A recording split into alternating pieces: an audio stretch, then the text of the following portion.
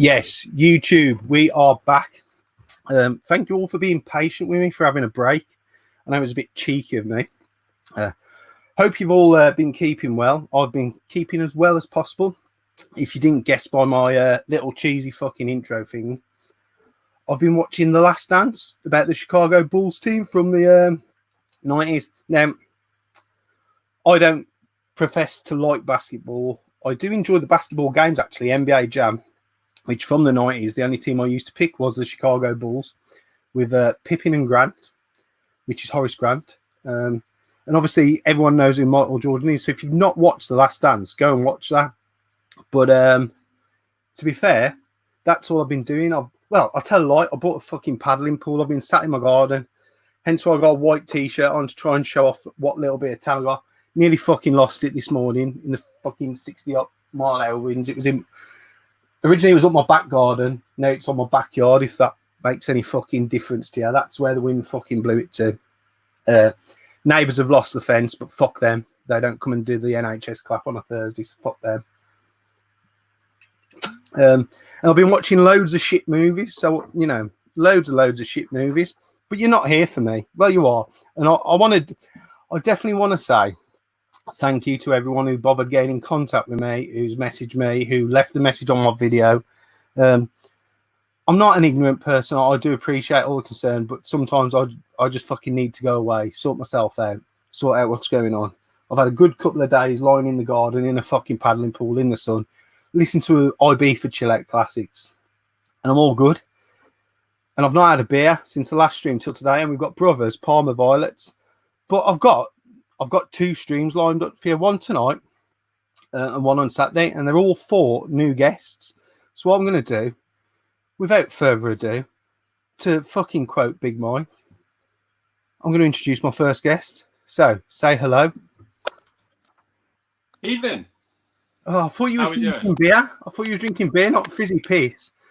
I'm only saying that because I know Stu's watching. Stu will be fucking me. So introduce yourself. Introduce yourself, being as you've decided to put your real name rather than your channel's name. I told you I had no fucking tech savvy whatsoever, mate. Yeah, my channel's called Herbieass 007. I haven't done a video in probably a year, but as you can probably see behind me, I'm into all the same geeky stuff as you lot. Quite a few of you know me already, I would have thought. But yeah, this is my hobby. This is what I like to do in my spare time. So yeah.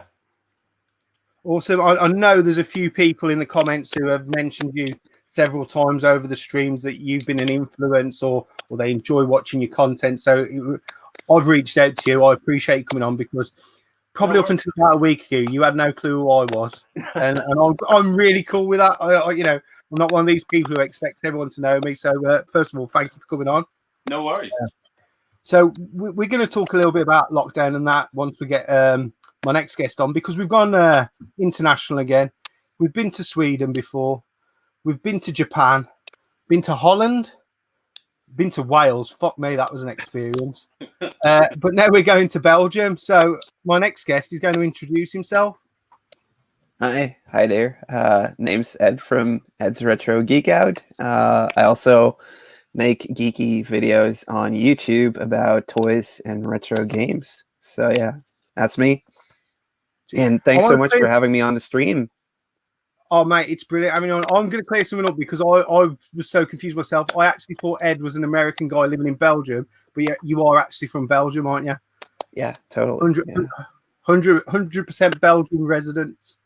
But it's brilliant to have you both on, man. Looking around, man, I mean, it's eye candy for me. In like Ian's picture, I can see stuff.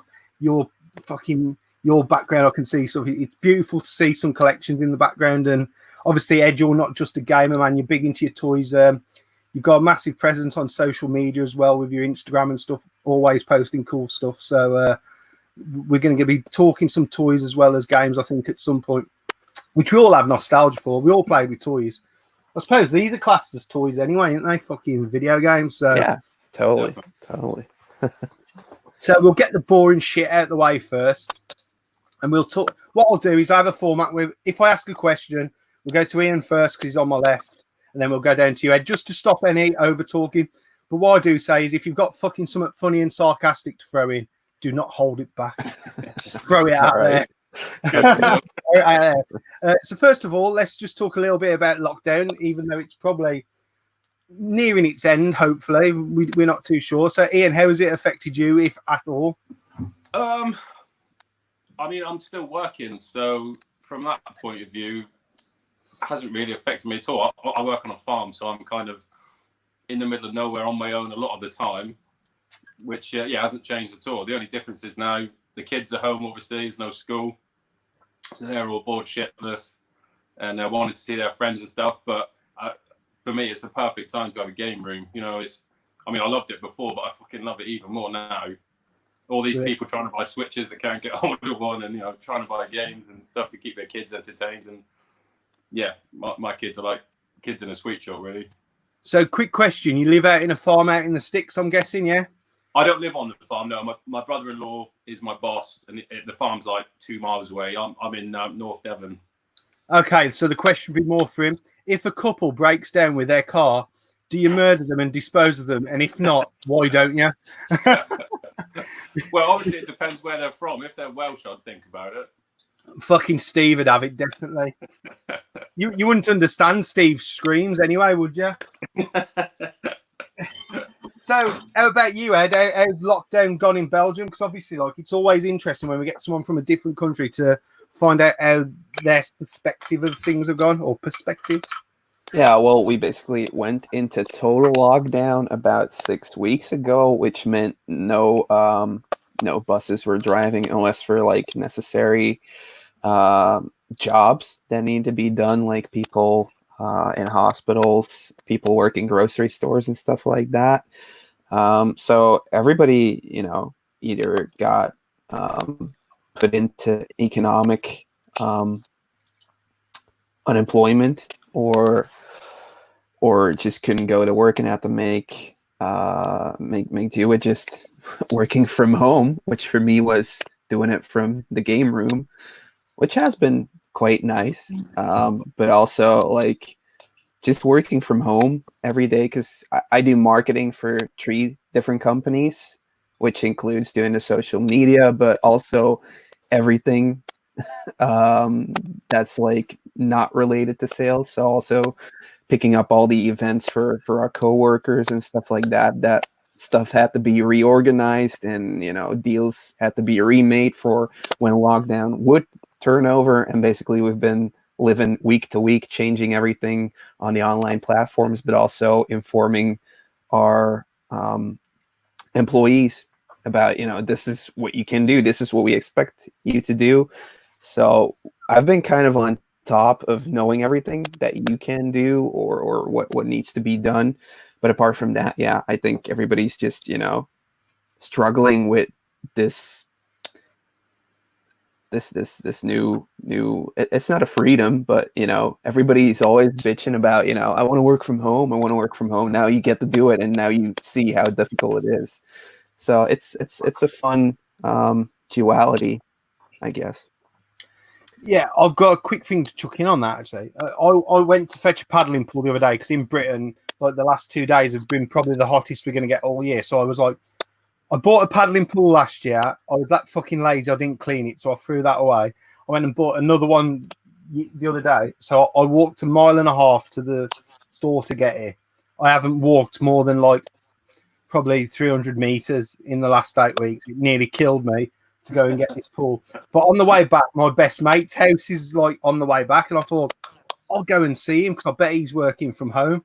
So I knocked his door and left. I'd got a 4-pack of beer. I just left it for him. I was like, yeah, fucking rescue pack or whatever. And he answered the door. I said, are you working from home then? He goes, no. I said, but you used to work from home like 3 days a week anyway. So why are you not just working from home? He goes, oh, they've told me I'm on furloughed. I was like, but you're one of the few people who fucking working from home would make no difference to him. They've just fucking furloughed him. He's doing fuck all other than going insane and drinking beer. But I was glad he lived on the way back, because that like 3-mile round trip nearly ended me. I was like, fucking hell. Like, I'd done nothing. I've been lazy. I've sat at home doing bits in the garden. But I did that little bit of a walk, and I thought, yeah, I'm not doing that for a while. That's why I bought a car. Quick random question for Ian before we get into anything else. Horatio Van Basten Sean says, ask Ian about his Star Wars toilet. So I can't not ask that question. Sorry. My downstairs loo, which is just the other side of this wall, I've got, I don't know, 60 or 70 Star Wars figures on the walls and the posters and everything Star Wars is in. I'm a big Star Wars fan, so. And my missus allowed it, so which is even better. Have you got like some sort of Star Wars toilet seat? Is my main question there. No, I've looked everywhere and I cannot find one for love nor money. You know what would be quite cool? You know when they're in the Millennium Falcon and it goes warp speed? Yeah. If your toilet lid was like some sort of view before, and then when you lifted it, it was like the fucking the edge. Or an X-wing opening or something. Talking about weird toilets, one of my mates moved into a house on our estate. I'm talking when I was about 10 or 11. And like the house he moved into, the family before him were really, really scruffy. Really scruffy, like, but he'd only just moved in, and like I went round to see him. He said, and you know, as a kid, like I was like, oh, can I have a wee? So I went to his toilet, and he hadn't decorated it because he'd only been there like a week. The ceiling was black, the walls were black, and they'd painted the toilet black, all of it inside. So I imagine how dirty that toilet was. They couldn't clean it, so they just painted everywhere black. It was one of the fucking weirdest things. I said, my mate just said, he said, when you go in the toilet, he said, just ignore it. We've not decorated it yet. It was just so weird. Just go like the ceiling was black. Like all the pipes and everything. The only thing that wasn't black was the window, which you probably wished it was, so no light come in. But yeah, that's a random story about toilets anyway. Why not start off with random? So I'm out of practice for this because I've had a week off. I was in some sort of rhythm. But the one thing we definitely talk about is your gaming history. So, you know, Ian, as of when you was a kid, what consoles did you have up until you became a collector? And then we'll do the whole collection thing as a separate side story, if you know what I mean. Yeah. I think it all started for me probably with the Atari 2600. I would have been maybe 6 or 7, something like that. My old man came back from the pub one Sunday afternoon. He had a few beers, and he said, "Oh, I've got this." He didn't have a fucking clue what it was. This massive, great, wood-looking thing. And yeah, that was the Atari 2600. That's where it started. I remember playing Pong, Pac-Man, things like that on it. And then from there, I think my sister got a Commodore 64. I think my uncle gave it to her, but she didn't have any room in her own bedroom, so it ended up going in mine, which was ideal. I can't remember too many games on that, to be honest. I remember playing, I think it was a Yogi Bear game, and we could get so far in this fucking game, and then there was this little jump, and we just couldn't make this jump, so that was we just switch it off and start again then. And then I think started the NES from there. Mario 1, Duck Hunt, Mario 3. Yeah, that's when my love of Mario started, really. And then a little bit older, the Super Nintendo, N64, PlayStation 1, PlayStation 2, just kind of kept going. And then after that, I did start collecting. So that was kind of the consoles I was brought up on, if you like. Nice. So see, I did a similar sort of thing. I got so far, I think I probably got up to about PS2, and then I went backwards for a bit. And then I sold all that, went on an awesome holiday with the money, and then started collecting again later in life. But like, I never went out with consoles. Quick question, because we never ever actually bring this up.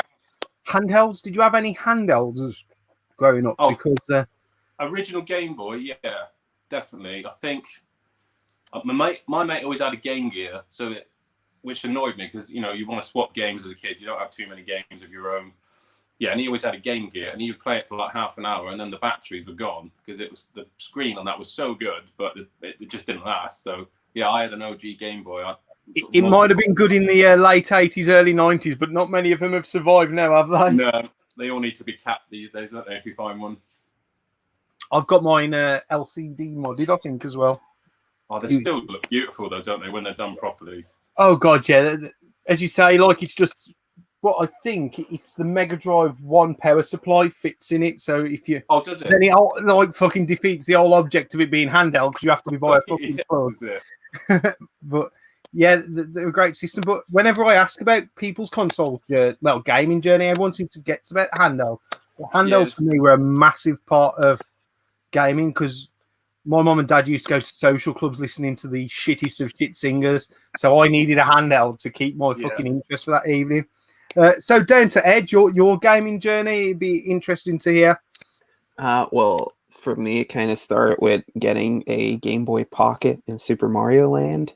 That was the first console I got.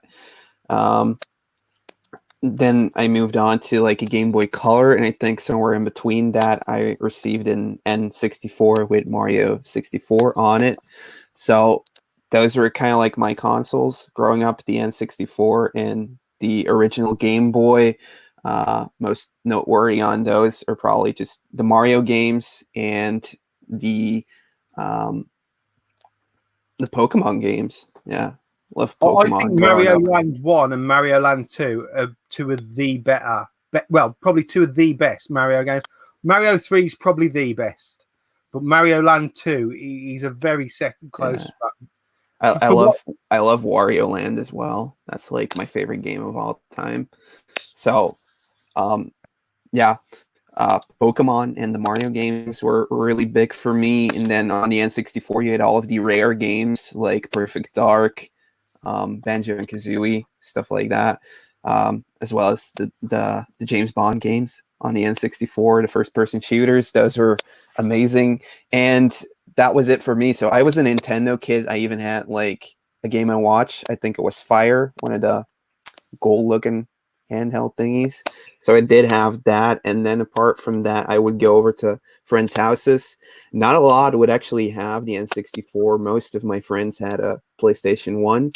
So I played a ton of that when we would have, get-togethers. And I also played a ton of Mega Drive over at friends' houses. So Golden Axe and Streets of Rage, those were some of my favorite games. Because you would pick, you would try to pick, who am I gonna go on a play date with? Oh, he's got a Mega Drive. Let's go over there so I can play freaking Golden Axe all day, And then one of my other friends actually had a Super Nintendo. So I did play a lot of Super Mario World and Donkey Kong Country, stuff like that. And my aunt, but this was a little bit later, I think it was already like 9 or 10. She had a hand-me-down NES from some cousins. And they had like 40 games. So every Wednesday afternoon, I would have like an NES with 40 games to try out.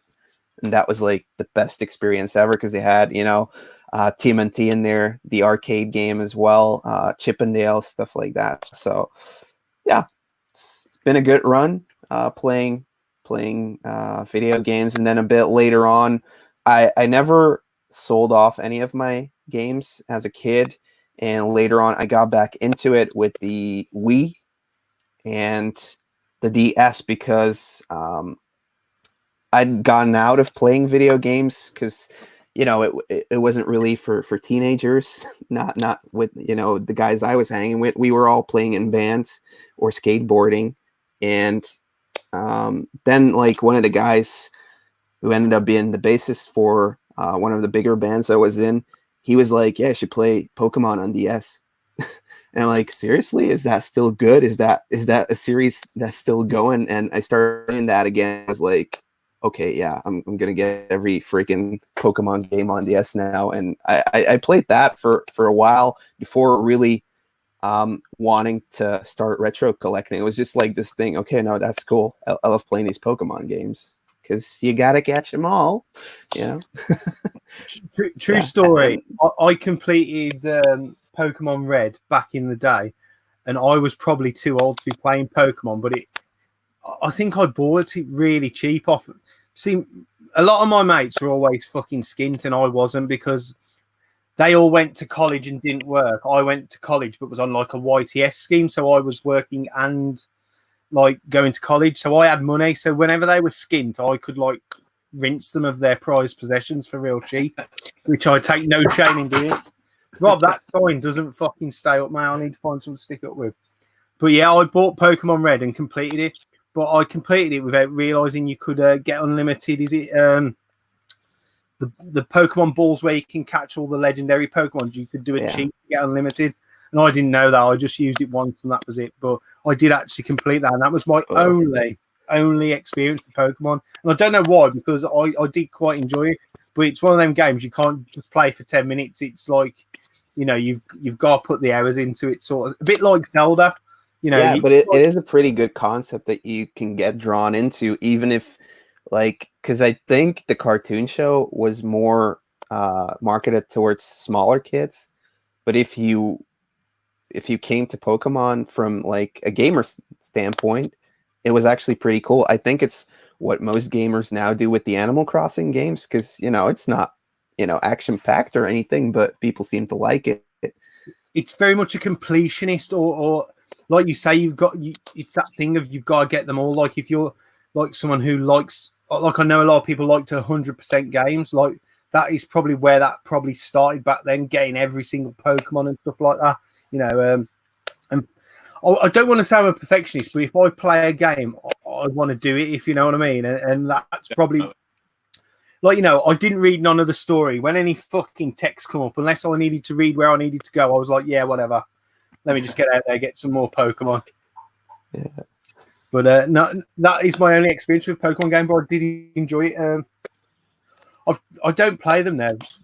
Probably my male macho bravado doesn't allow me to, but I have got some Pokemon stuff, but I don't play it. But as you say, like, you know, it's definitely something that appeals to a gamer. And as you say, with the marketing side of things, with the cartoons, they reached out to the kids as well. But if you were a little kid, to play that game properly, it's not an easy game at all. It's a grind. The thing I'd probably compare it to is in an adult version is something like Fallout 3. You've got to grind. You can't just pick up that game, play it for 10 minutes and go, that's it.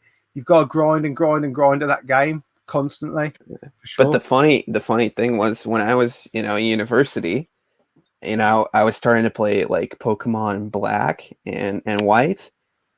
Like my girlfriend's brother's little kids, they were playing it as well. And I was like, how the frig did you get like this Pokemon on this level, or how are you doing this? They would know stuff I wouldn't know, you know, but that was like 15 or 17 years ago. Yeah. Just a quick question and we'll all answer it. Anyone under the age of 35 is too young to get Pokemon? I'm 37. I'm guessing you two may be younger than me. I'm 37 as well, mate. Well, I'm 37 this year. I'm not quite 37. Ed, I know you're a lot younger than me. Yeah, I'm 31 still. Yeah, I'm turning 32 this year. Yeah. No, I'm turning 37 this year. I try and forget them now. I try and go backwards. You know, yeah. I'd rather be getting younger. I'm still 24. I'm about like 19, 18 in my head. My body just disagrees with me. Quick question from Retro Red Steve to Ian. Question for him. When is the return penciled in for? Well, we'd have probably got on to that later if I'd have read that question first. But he's obviously talking about your channel because it's a bit dormant at the moment, isn't it? It is, mate, yeah. And I actually thought about it today. The last video I made was just over a year ago. And I remember saying the words, yeah, I'm going to have regular content. It'll be every week, you know. And there's no sort of major reason why I haven't done a video, to be honest. It's just, as they say, life gets in the way. You know, I've got 3 kids and I work on a farm and this and that and the other. And no, to answer my good Welsh mate Steve, I would like to think I'll get back into it soon. Hopefully, this will be a kick up the ass for me to get the camera out again and start recording something. It definitely seems to have been that way with other channels. Not blow my own trumpet, but there's a few channels who've been a bit quiet who are not so quiet anymore, which is good, man. Yeah. Takes the pressure off me doing it all the while, that's for sure. But I've enjoyed these streams. How long they'll go on for, I don't know. I'm sure we can't keep calling them live from lockdown forever. That is 100% a thing, because that is at some point going to end. So we'll move on to collection-wise then. So Ian, first, you know, what made you start collecting? What is your collect? like this is new for me because I only found your channel like 2-3 weeks ago when everyone started mentioning. Yeah, I've obviously if you've not done a video for a year talking about like dormant channels, there's 2 videos on my channel where I've said I'm coming back, and then there's like a 3-month gap after I've made that video. So I am guilty of doing that myself, but sometimes it's easy to miss someone if they're not doing content sort of thing. So give anyone who's not seen your channel, because there's a lot of new channels here, just an overcap of your collection and what you collect for and why you started collecting sort of thing. Yeah, well, my collecting really started probably about 2007. Excuse me. When I got a PS3, and I don't know. I think just before that, maybe a couple of years before that, I'd had my first little one, and obviously priorities changed and stuff like that. And but then I got this PS3, and I was like, wow, there's some awesome games on it. And I just sort of went from there really, and thought, what else is out there? And at the time, a lot of the games that were new to the PS3 were still pretty cheap, so I was kind of buying more and more. And I've got a personality where, I was always the kid at school that would finish their sticker book and, everything like that. A little bit OCD maybe, or whatever you want to call it. But yeah, I just kept going on from there and there. At one point, I call it like a collectionist or something like that. Because I touched on briefly, just to dive in, I get it from my mom because she collects shit, if you know what I mean. Like my mom's got a thimble collection, like a normal mom has 30 thimbles. Yeah. My mom's got over 1,000 thimbles in that house. Oh, yeah. She collects ornaments, Royal Dalton ornaments, but she encouraged me to do that as a kid. Like I mentioned before, I used to have all the David Gnome books, when they used to come out, fucking the complete set, how your body works, ancestral trails. I didn't fucking read anyone. There was fucking Gems of the Earth or something with fucking rocks. I never read a fucking thing, but it was the whole thing of, I don't know if it was her who needed that focus or me knowing I was getting that each week, collect. And like I've now gone out on my own and I do it with games, I do it with fucking toys, I do it with tools, man. I'm a plasterer. Yeah. And I've got like 8 trowels. I don't need fucking 8 plastering trowels. It's like I've got a different one. I'm like, what the fuck? But anyway, Ian, carry on. But I call it collectionist or no, I do think it's something that's just in some people. I really do. Just when Lego as a kid, whatever it was, I always had to have everything.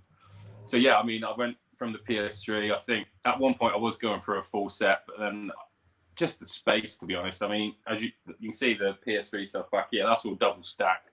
And it's still. So you're not going for a full set anymore, because that is a question that's come up in the comments. So. Well, I mean, I won't say I'll never, to be honest, but I'm not actively seeking them out at the minute. If I get them, then I'll keep them. If I haven't got it, I think I'm currently just over 800 or something around there. I'm not 100% sure, but it's the PS3 stuff's definitely gone quiet over the last sort of 2 or 3 years, to be honest. I've just been buying more Nintendo stuff. I finished my Wii U set. I absolutely love the Switch. I'm going back buying all the N64 stuff I had years ago and really enjoy collecting that. I mean, I'm not quite retro Dave Nintendo when I go for box, Nintendo stuff. But I like to get it in as good a condition as I can. But we all know how fucking hard it is to get a decent copy of a game that you had as a kid now. But yeah, I sort of I go for stuff I haven't got locally. I try and buy up deals and keep what I haven't got and sell on. As we all got taught by Tootie back in the when we started this journey. To be honest, that's what I've always done as well. Buy a bundle, shift what I need, and then if I can break even or make profit, brilliant. Yeah. You just saying then about collecting the box stuff for like the N64 and that. Collecting box stuff in general, I find the more common the game, the harder it is to get in nice condition. Because every fucker had it and kicked it around the floor. Yeah. Everyone had it and smashed the fuck out of it. The rarer the game, probably the better condition it's to get in. I've been after a copy of Mission Impossible on the N64, which is probably, I don't know, a £10 game. And I'm fucked if I can find one in decent condition. The one I had that I sold was mint. And I mean fucking mint. And I sold it for like peanuts, which still pisses me off now, even though it's 10 years ago or whatever. And yeah, that's just a game that I cannot find anywhere, in the nick I want it in. Brilliant. So like your collection's focused you've gone away from the PS3 more onto Nintendo now. Yeah. Like I You've got said, a nice collection of amiibos I can see behind you on your shelf. Is that correct? oh, it is, mate. Yeah. Yeah. Just a couple hours ago, my little lad come into me because they've been playing with him, a bit sheepish, and he said, "Oh, Dad, I'm really sorry. I've broken this," and it was my Samus amiibo. Oh And no! He was on the verge of tears. I was like, "It's all right, mate. I've got some super glue. It's all good. Don't worry about it." Yeah, they like to get them off the shelf and play with them. Or, it's all good. Super glue it good. Send it into CEX and then buy another one. No, I'd never do that. Never. Oh God! I definitely would. No one can get manuals now from fucking CEX because they've all caught on to what fucking Stu was doing, ain't they? Yeah. I can't take it. So Ed, your collection story. We'll start with your gaming, and then if you want to curtail into your toys, because I know you originally started as a game collector. Yeah, so I guess about 15 years ago, the bassist who was already, into AVGN and picking up video games at flea markets, he took me over to Facts over in Ghent, which is like Comic-Con, but done in Belgium. And over there were a couple of booths that did up, some retro stuff. And over there in a bin, I actually found the first NES game for the first TMNT NES game. And I was like, hey, I remember this from back in the day. And it was €5 or something. I was like, yeah, I'm going to pick that up, just to have. And so Sam, my buddy, was like, yeah, but, just go to the flea market. You'll find even more stuff and you'll find the system. So that kind of spiraled out of control.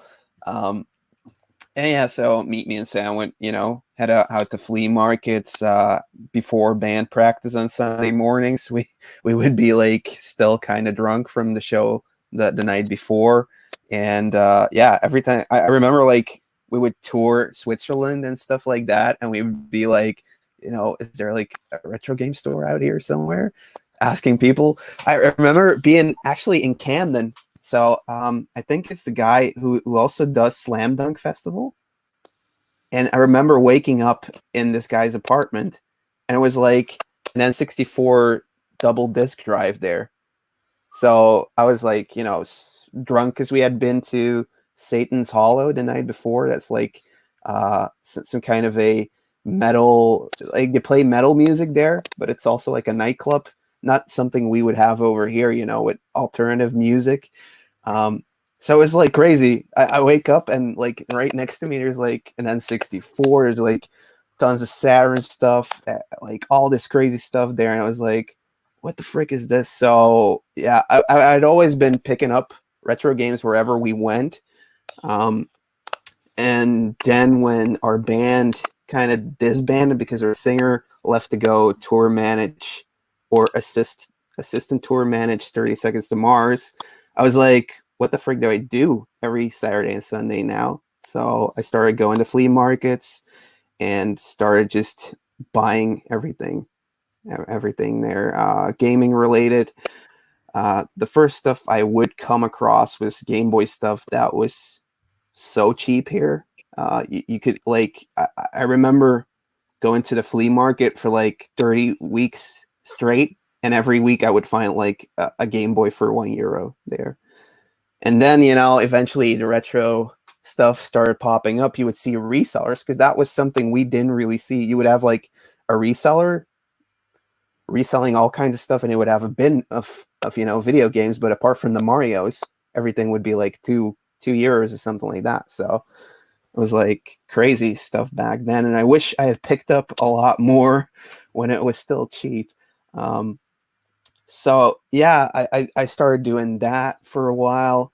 And then when I got like a reasonable collection, I wasn't really finding too much stuff out at the flea market. So I started picking up other stuff I was interested in. First, that was the Teenage Mutant Ninja Turtles merchandise, toys, whatever. And then I started getting into, I made this commitment for myself. Like, I'm going to buy a really big box and just try to fill that up with, retro toys I know from back in the day that I'm going to pick up for like €1 each. And once that box filled up, I'd already bought like He-Man castles and like a giant G.I. Joe lot. So it was like already spinning out of control. And yeah, ever since then, I've been just buying retro games and toys over at flea markets and garage sales. Then I started doing YouTube, and I went to a lot more conventions also just because I wasn't finding any games out in the wild that I still needed. So I kind of got into that. Then I also got into the community of retro toy collectors out here and start, just logging all that stuff on YouTube, honestly. So that's kind of how it went. Yeah. That's brilliant, man. So I remember back in, like how you say about resellers, you don't really realize. As a kid, I didn't. Well, I did and I didn't, because there was this one guy, and when I used to do a car boot with mum and dad, I'd go up to his store because he had all the best shit. He had fucking Thundercats toys, video games. And my mum and dad would just say, no, you can't buy off him, because they obviously knew that like he was the dearest guy, what he was doing. And I didn't click until 10 years later, till I was going to the boot sales myself. And I used to have this nickname for him. I used to call him Ted DiBiase because he looked like the $1 Million Man. He got like blonde hair, but a black beard, and he just looked like the $1 Million Man. So, and it wasn't until I started going to the boot sales myself, and I was there early morning trying, when I first started booting, you're trying to find stuff for yourself, for your own collection. And then over time, you think, I'm not getting stuff for my collection, so I can get this to sell to then buy some for my collection.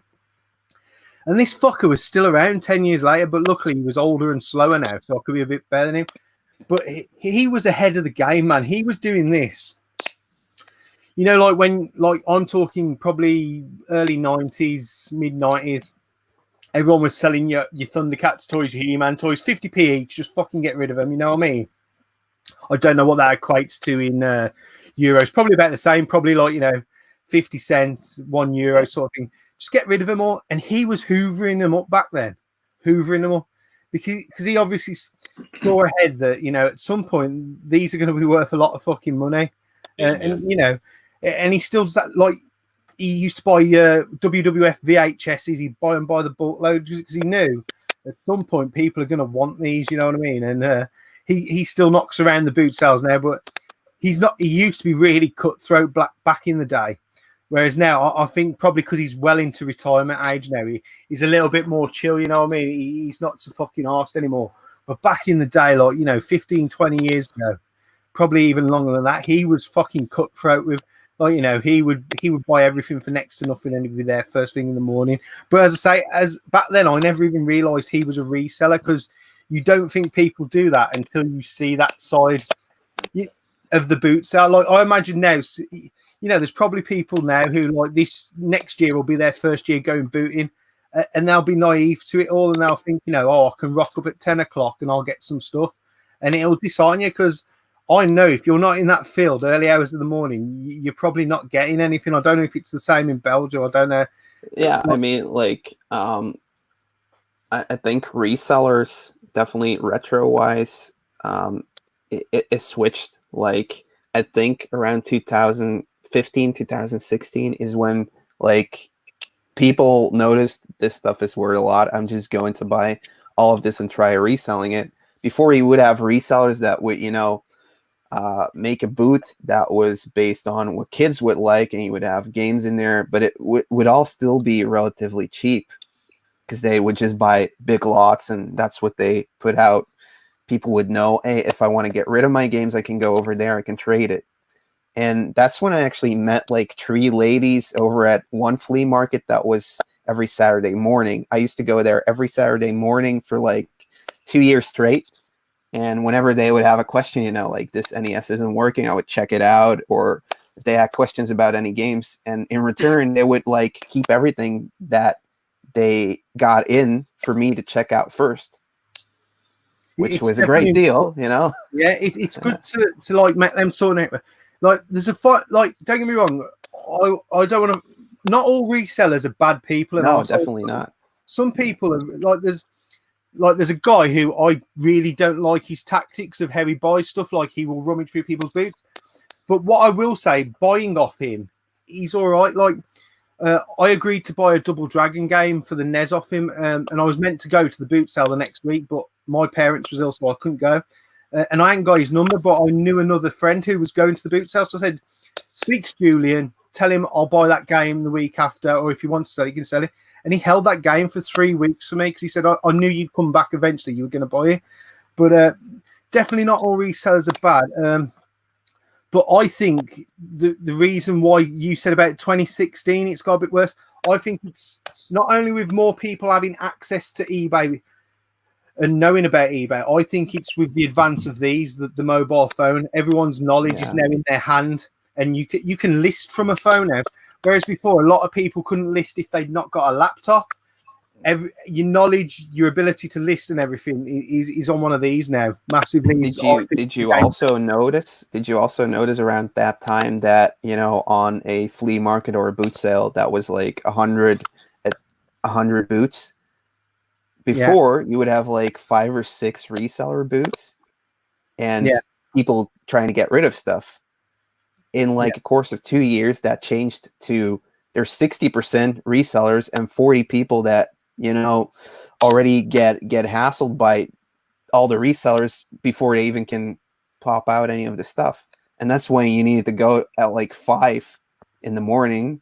3:30. I'm at 1 in the morning, Ed. 3:30 in the morning. Oh, now over here it's like before. This is an indoor one. You'll know because he goes to the same one as me. And there's like 4 like cattle sheds. Now the first 2 cattle sheds are just purely full of resellers. You go in there because sometimes there's what we call house clearances where they get everything, so you might find some. But then 90% of them are just people who are bringing out the same shit week after week after week after week.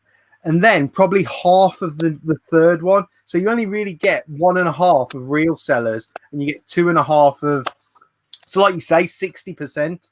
60% is probably resellers or traders in the UK for sure. Yeah, and it sucks because people are telling me like, I want to go and set up at a flea market, but there's never any room because they already, you know, like sold it off to all these freaking resellers. You know, it's stupid. So, and then you get like that same effect when you kind of like walk around in America. It's like McDonald's, Burger King, whatever.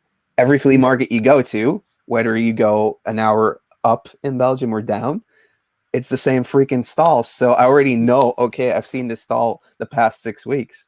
Just gonna scoop past that, check out the next one, because those are people that do that for a living, I think, because otherwise I don't know why they would spend so much time and hustle around so much crap, because that's like the thing. If they're not real collectors, they don't even know what it's worth. They just check their phones and they hustle around crap like it's, you know, gold. And it's unfortunate because like even for just regular flea market goers, it could be so much of a better experience if it would just be people trying to get rid of the stuff that they have stuck in their attics, you know. Definitely. Ian, where do you live? Where are you located in the UK? You don't have to give me your actual town, just a county will do. Devon, mate. Oh, so you're Rich King Retro territory then, ain't you? Yeah, Devon, he's Cornwall, isn't he? Yeah, Devon, Cornwall way, you know. Yeah. So what's it like down your way with the boot sales? Because, I mean, you get the horrible thing, because I know if I went on holiday to Devon, I'd be going to the boot sales, everyone that's on there. And I imagine everyone who goes on holiday down there does the exact same thing. My town's pretty small anyway. I mean, we're about 4,000 people in my town, something like that. So they're really hit and miss. I mean, I don't bother going to them regularly like I used to, but you can rock up and there'll be 6 cars there. You know, some old woman's got her China plates out, and there's rusty car parts on another one. And they're very few and far between. I mean, listening to what you were saying about sort of the 2015-16 turning point, I would say that was the same on Facebook Marketplace as well, because I used to be able to buy all kinds of cool shit on there. Spock as well. Do you know the app Spock? You probably don't know it. Basically, Spock is like a car boot app. When that first launched, I can't be asked to get my phone and look. I was one of the first gaming people to go on there. So literally, any gaming bundle I had. Anything that was left is what I didn't want. And what I could afford to do, because there was that fewer people, I could chuck a low ballish offer in and sit on that offer for 2 to 3 weeks, and people would come down to me. Whereas now that app is that big. If I don't buy it within 5 minutes, the thing I want, I've got no chance. And I don't really deal with Marketplace. I avoid it. So what were you saying about Marketplace, eh? Yeah, well, I suppose it wasn't actually Marketplace back then. It was more sort of items for sale in your town or the next town over or whatever. I suppose it was slightly just, yeah. It wasn't Marketplace. It was like we've got buy and sell Dudley. Yeah, that's it. And yeah, and as you say, I was probably one of the only people buying stuff up at the time, and you kind of get the pick of what you want. And yeah, you could slightly lowball people and get really, really good deals. But now, as you say, unless you're there within 5-10 minutes of them putting it up, it's gone. And you know, it goes for what they're asking these days as well, because obviously with the virus going and everything, games seem to have gone through the fucking roof. You know, and everyone wants a Wii, everyone wants a Switch, 3DS, whatever it is. And at the minute, I'm sort of given up trying to look for stuff, to be honest. I've not been looking. What I will say is, because fucking my sleep pattern's atrocious at the moment. Oh, mine's gone at the minute as well. I'm sitting up late watching shitty films on Amazon, scrolling through eBay, seeing what's finishing and if I can get it cheap. Yeah. So it's almost gone full circle for me. Yeah. I started with eBay. Yeah, same, yeah. Moved to Spock. I've had some luck with I think Marketplace, now you can search for items on Facebook, so you can search for specific items. Yeah. It's become harder to get because everyone's got their standard set ones. Before, I used to get tagged in a lot of stuff when it was just groups. Like one of my mates would be scrolling through and he'd see a gaming bundle or a toy bundle and he'd just tag my name. So I'd have a chance. Whereas now I get nothing. And now I've gone back to eBay. Yeah. I even used to get people messaging me, oh, I'm selling a Super Nintendo with some games. I heard you buy games. Are you interested? And I'm like, fucking right, I am. But, you know, I mean, that just doesn't ever happen anymore. Yeah. I've had ads on Spock and Facebook, which all the local people seem to report me. I don't actively push it. I'll just put an ad up. I don't spam it. Yeah. But that was like 3-4 years ago, and they kept getting took down. And like I'd say, I want games, and someone would offer me fucking, I've got a couple of PS2 games, you want them? And I'm like, fucking Just Dance or something like that. Just Dance, fucking Dance Party with a dance man. I'm like, nah. But I didn't get much luck, whereas I know some people, they have, like, you know, I see them posting 4 or 5 ads a day to try and get stuff. And I'm just like, I'm not that fucking committed, to be honest. We've had a couple of questions for Ed. I'm not going to find them in the scroll, but I do remember them. One was from Dylan, Hyper Trigger X.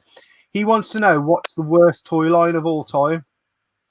The worst toy line of all time is the Turtles Masters of the Universe knockoff Amicable Hercules toy line. That looks terrible, and it is terrible. It's the worst. As far as like popular toy lines go, I'm not too fond of Power Rangers, actually. Oh, I hope fucking Aaron's not watching. Yeah, I think he knows. Like the evil space aliens, they're like they're cheap plastic. Yeah, I know what you mean. They don't do anything. They're like it's what you would get over on your holiday at Spain from like a bootleg toy store, you know. I know exactly what you're saying. The actual Power Rangers figures of that line were really, really good. The little, not the flip head ones, the original ones, really good toys. But like you say, you know what they remind me of? Remember the cheap Godzilla toys? Yeah. That sort of and not the Imperial ones. The Imperial ones, those are good, but you know, like the cheap plastic stuff.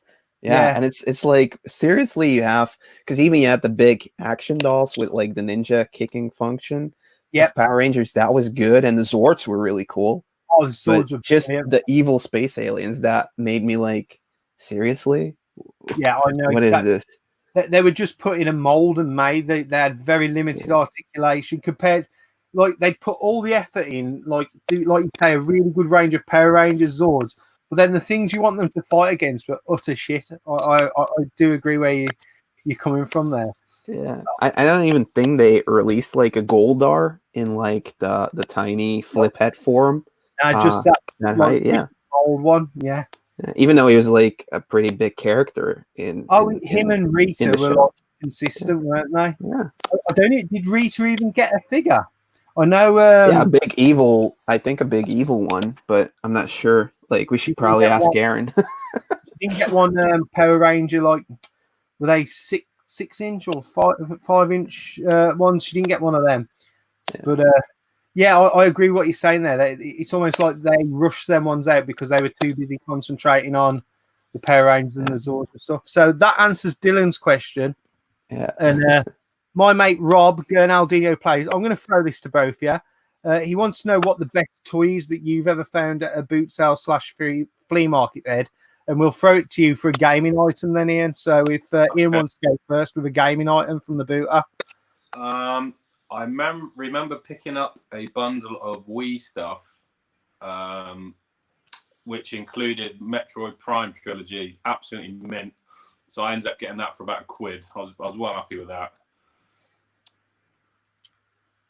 That's it, a Wii. You're going to come at me with a Wii? Well, Metroid Prime at the time, it was worth a lot of money, and I still got it now. Fair play. That's like a running joke with me. Retro Barrelgate, because he knows I don't rate the Wii. There's some good games on the Wii. You know what the trouble is, and it probably stems from the Wii actually being like it was almost like everyone forgets it's a games console. It's more like a novelty thing, especially with the Wiimote, and the tons and tons of party games, which is why it was designed for the whole family to play. But everyone always looks at it with kiddie graphics and kiddie styles, whereas it actually can do a lot more. So how about you, Ed? Oh, sorry, go on, Ian. Sorry, I was just going to. My kids have played. I mean, I've got a lot of consoles set up, but they've played a lot of Wii Sports and Wii Party during lockdown because I don't know. I suppose they've never really looked at it before because they're straight on the PS4 or the Switch or whatever, and they're sort of like, "Oh, what's that? What's that?" And I said, "Well, give it a go. Just pick it off the shelf and away you go." And yeah, it's been kind of cool to see them play Wii Sports. The only game I remember really, really enjoying it was on one of the party games. And I was on about this the other day because I couldn't believe it's actually like a spectator sport in America. It's like this box with a hole in, and you have to throw like a sack or like a beanbag through a hole. It was one of the pub games that was on one of the Wii games. Wii Carnival, something like that. Yeah, I got really good at it, where you throw the flipping sack through this hole. I shit you not, it's a spectator sport in America. They have thousands of people watching people throw this like beanbag sack thing in a hole. Someone's going to write in the comments what it's called because they did the other day anyway. So down to you then, Ed. Best boot sale find, toy wise or gaming wise or both. So, like, did Ian have any toy finds? Do you have? I did find some mask toys, which I was really happy with because complete. No, sadly not. I think I had Thunderhawk with, is it Matt Tracker, wasn't it? Thunderhawk. Yeah.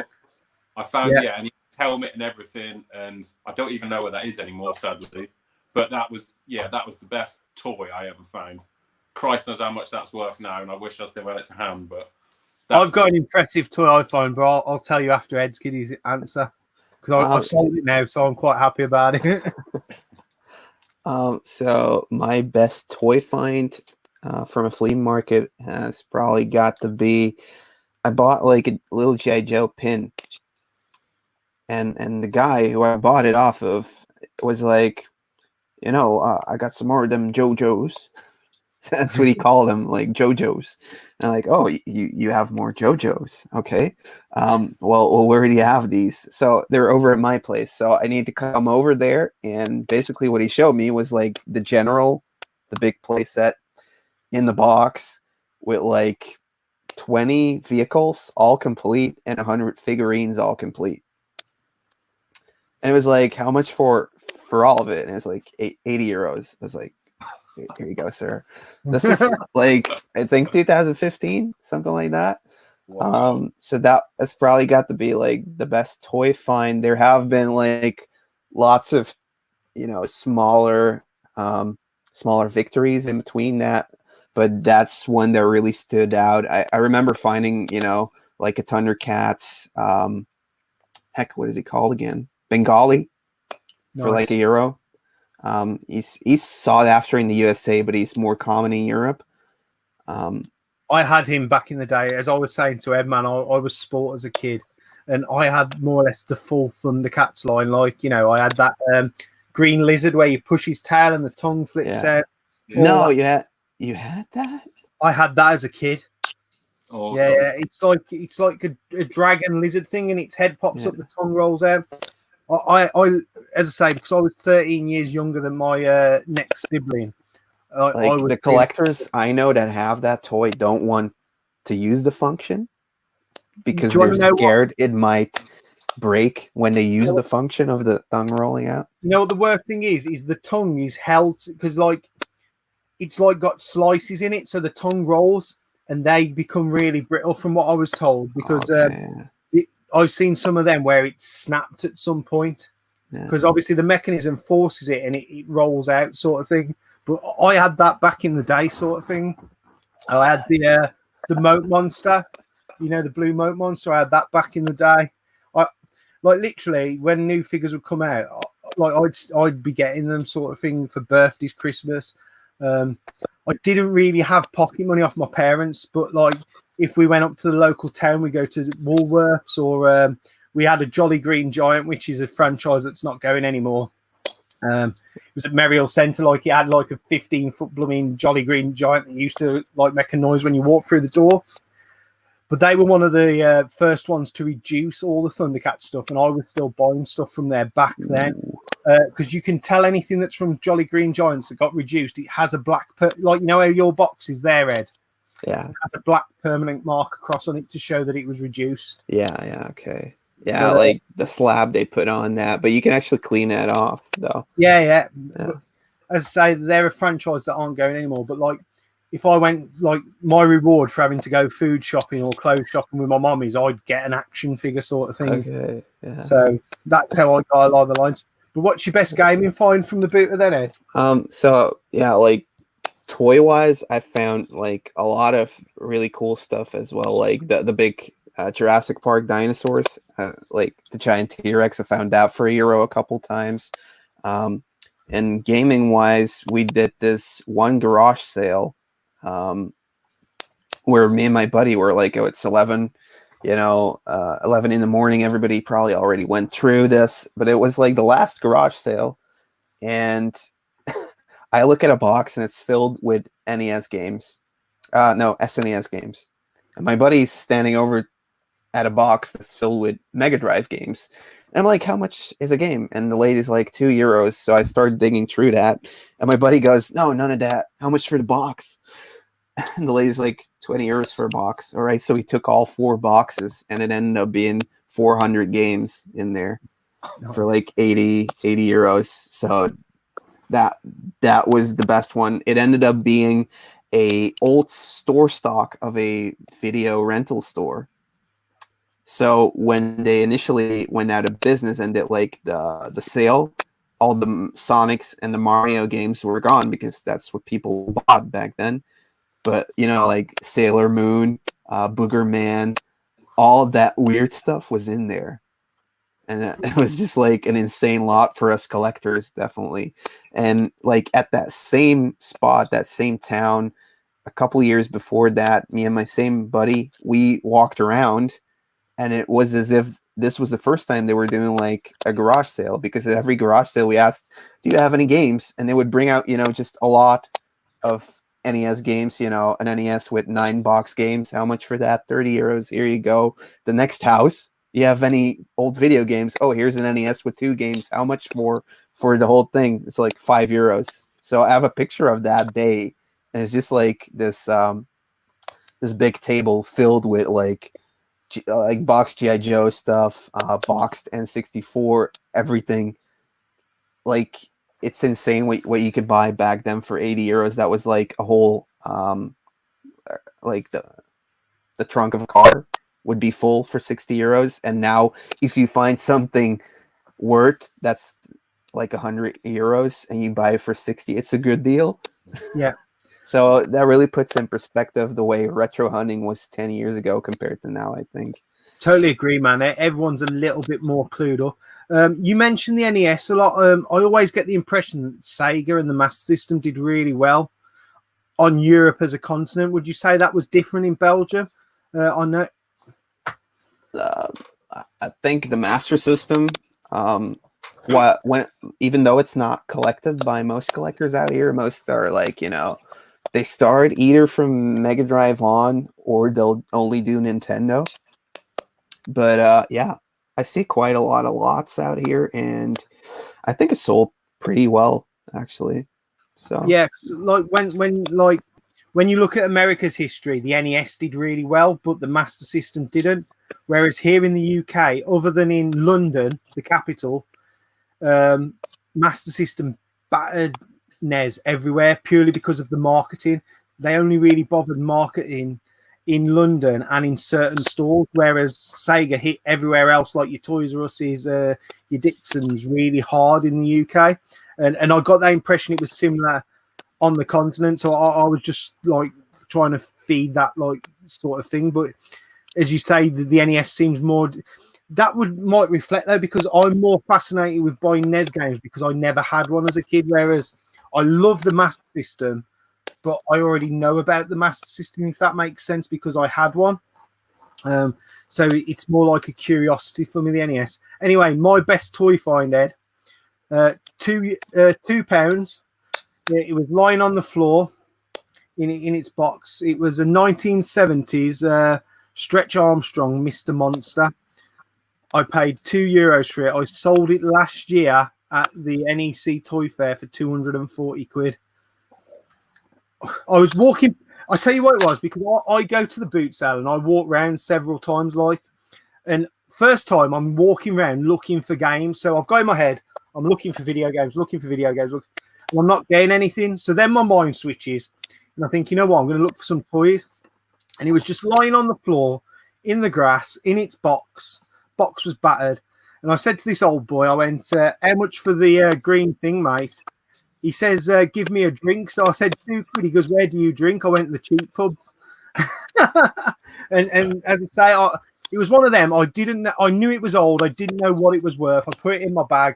And as you do, you walk around the corner and you just have a quick scan on eBay.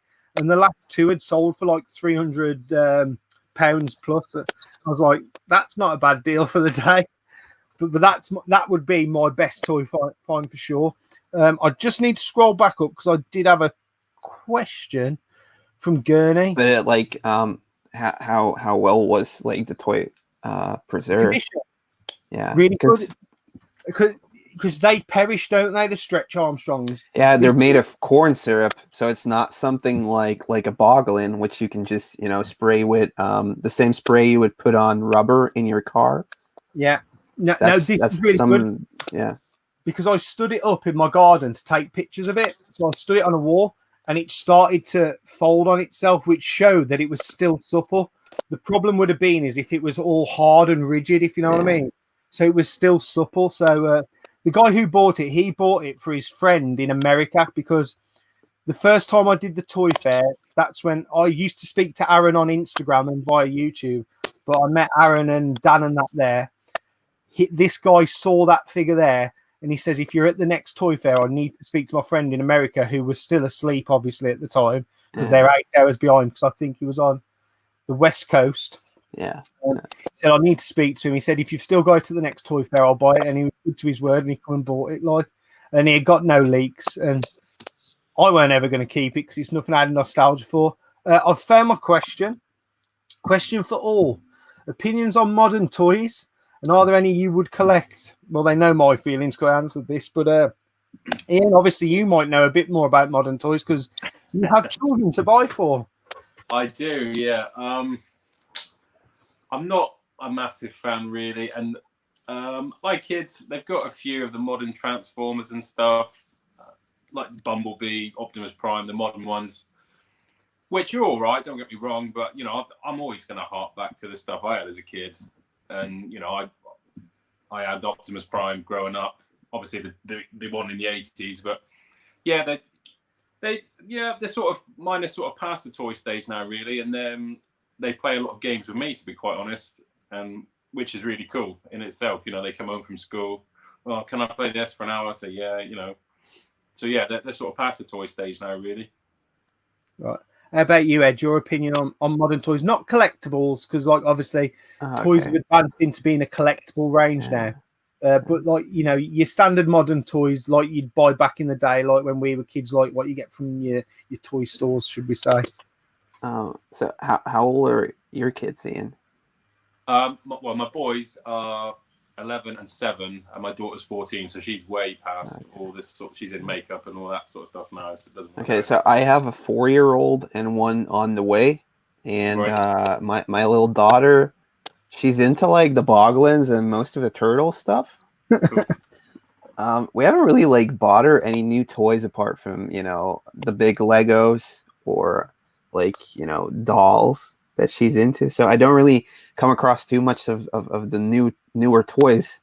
There's not really anything I see or, you know, Respark franchises like the new Turtles. It's not something I'm into because most of the stuff I do collect is, you know, due to nostalgic reasons, obviously. But yeah, I don't know. Are they worse than back in the day? I guess like that the whole concept of marketing a toy line has changed. Yeah. So it's all mass produced now, in it, and bump it out sort of thing. Yeah, I'm not sure about that. I just don't think people are investing in toys anymore. That's why there's no cool cartoons tying in with a toy line or that whole scheme of, okay, we want to sell plastic, we're going to sell it to kids. How are we going to sell this? Okay, let's get a Marvel comic book going and a cartoon series, or maybe do a movie, and based off of that we'll have toys.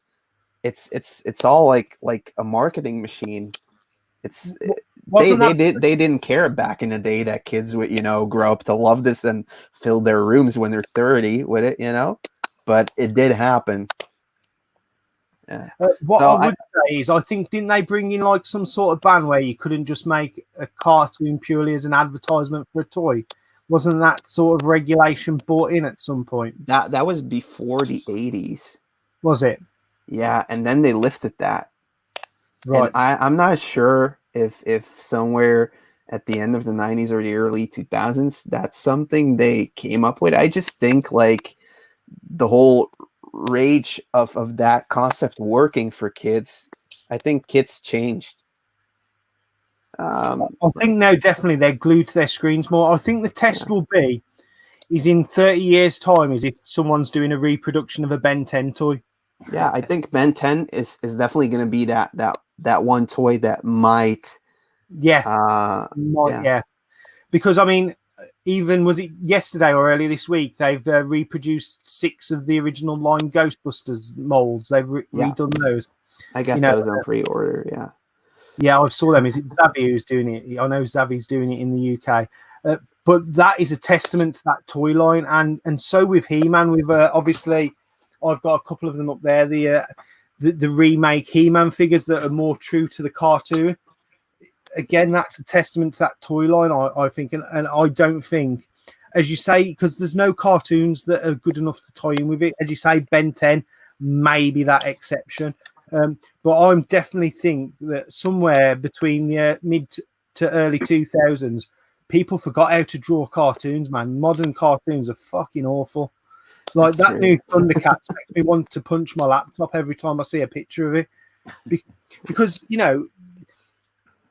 The Thundercats, Ghostbusters, He-Man, Mask, all them, even like Centurions, even the smaller cartoons who weren't as like big like your Visionaries, they were all really well drawn. I love Visionaries.